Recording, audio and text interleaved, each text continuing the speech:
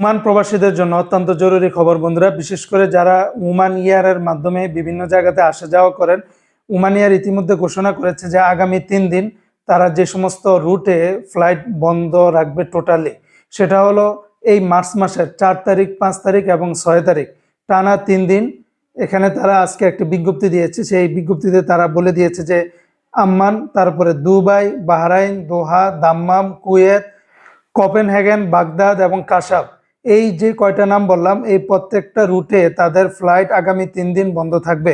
এবং অন্যান্য যে সমস্ত ওমানিয়ারের অন্যান্য যে সমস্ত ফ্লাইটগুলি আছে, বিশেষ করে বাংলাদেশ বা অন্যান্য রুটে, সেগুলাতে কিছুটা শিথিল থাকলেও আপনাদের ফ্লাইট যদি সময় মতো থাকে ওই সমস্ত রুটগুলাতে যেগুলা খোলা আছে, তো অবশ্যই অবশ্যই আপনারা আগে ট্রাভেল এজেন্সি বা আগে ওমান ইয়ারের যে নাম্বার রয়েছে হটলাইন, সেখানে আপনারা যোগাযোগ করে নেবেন।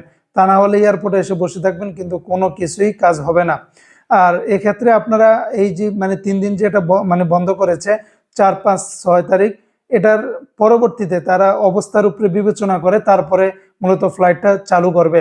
তাই যারা এই মুহূর্তে আপনারা আসা যাওয়া করতেছেন এবং যারা নতুন করে টিকিট ক্রয় করবেন, প্লিজ আগামী মোটামুটি 1 মাসের ভিতরে টিকিট না করার জন্যই পরামর্শ থাকলো। তারপরে সবকিছু পরিস্থিতির উপরে বিবেচনা করে আপনারা টিকিট ক্রয় করবেন।